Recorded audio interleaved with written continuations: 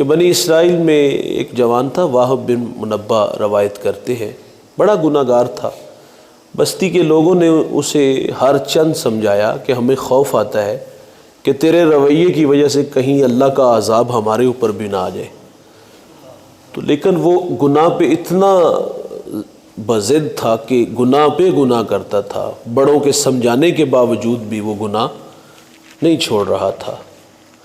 جب دل کا آئینہ سیاہ ہوتا ہے نا بھائی، پھر گناہ کرتے ہوئے بھی شرم نہیں آتی، پھر بڑوں کا حیا بھی بندہ بھول جاتا ہے۔ تو وہ اس قدر گناہ گار تھا کہ بستی کے لوگ تنگ تھے۔ انہوں نے ایک دفعہ سختی کی تھوڑی سی کہ ہم شہر بدر کر دیں گے اور تیری ساتھ پٹائی بھی کریں گے اگر اب دوبارہ تو نے کوئی ایسا گناہ کیا۔ تو اس نے پھر کر دیا، تو شہر کے لوگوں نے اسے مارا اور پھر شہر سے نکال بھی دیا۔ اللہ اکبر۔ جب شہر سے نکال دیا گیا تو وہ ویرانے میں آ گیا، نہ کوئی دوست ہے، نہ کوئی بھائی ہے، نہ کوئی بیوی، نہ کوئی بچہ، سب نے بائیکاٹ کیا۔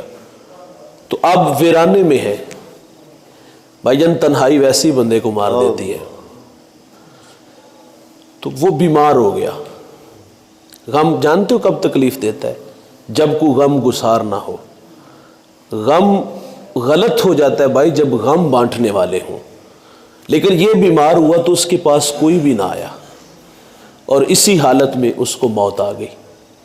تو اللہ تعالیٰ نے موسیٰ علیہ السلام کی طرف وحی کی کہ میرے اولیاء میں سے ایک میرا ولی، میرا دوست دنیا سے چلا گیا ہے، اور آپ جا کر کے اس کا نماز جنازہ پڑھائے اور ساتھ یہ اعلان بھی کر دے کہ اس بستی میں جس کے دامن میں زیادہ گناہ ہے وہ اس جوان کے جنازے میں آ جائے، اللہ تعالیٰ ان کے گناہوں سے درگزر فرمائے گا۔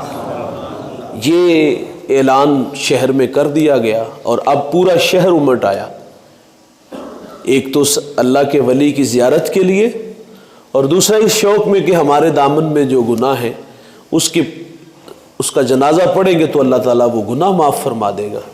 جب بستی کے لوگ اس جوان تک پہنچے اور اس کے چہرے سے جب کفن ہٹایا گیا تو دیکھا گیا کہ یہ تو وہی تھا۔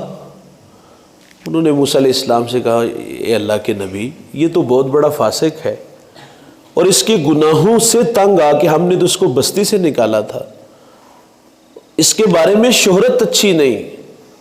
موسیٰ علیہ السلام نے اللہ سے عرض کیا مالک پوری قوم اس کے بارے میں اچھی رائے نہیں رکھ رہی۔ انہوں نے بتایا ہے کہ اس نے تو بہت بڑا گناہ گار تھا۔ تو اللہ نے فرمایا موسیٰ یہ لوگ جو کہہ رہے ہیں سچ کہہ رہے ہیں، یہ بڑا گناہ گار تھا۔ شہر والوں نے اس سے بائیکاٹ کیا، شہر سے نکال دیا۔ جب یہ شہر سے ویرانے میں آیا نا، شہر سے ویرانے میں آیا تو یہ بیمار ہوا۔ تو اس نے بیماری کی حالت میں جب خود کو تنہا پایا، قریب کسی کو نہ دیکھا، تو اداس ہوا اور مجھ سے کلام کیا کہ یا اللہ میں بیمار ہوا، میرے پاس نہ میری بیوی کوئی مجھے ہمدردی کے دو کلمات بولے، نہ کوئی بیٹا، نہ کوئی بھائی، نہ کوئی دوست، مجھے سب نے چھوڑ دیا۔ تو ساتھ اس نے مجھے یہ بھی کہا اللہ میں تیرے بندوں میں سے تیرا ایک بندہ تو ہوں نا، چاہے گناہ گار ہوں لیکن تیرا تو ہوں نا، اے اللہ میں تیرے بندوں میں سے ایک تیرا بندہ ہوں، تیرا غلام ہوں، اے اللہ مجھے معاف کر دے۔ اس نے اس درد سے مجھ سے معذرت چاہی تو میری رحمت جوش میں آ گئی۔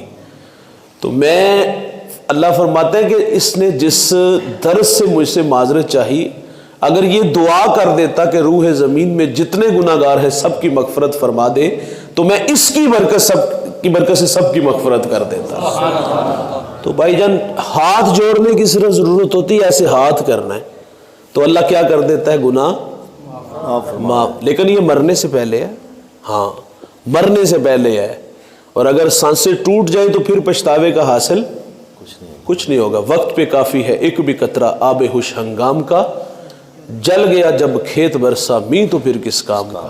اس وقت کے پچھتانے سے کیا ہوگا؟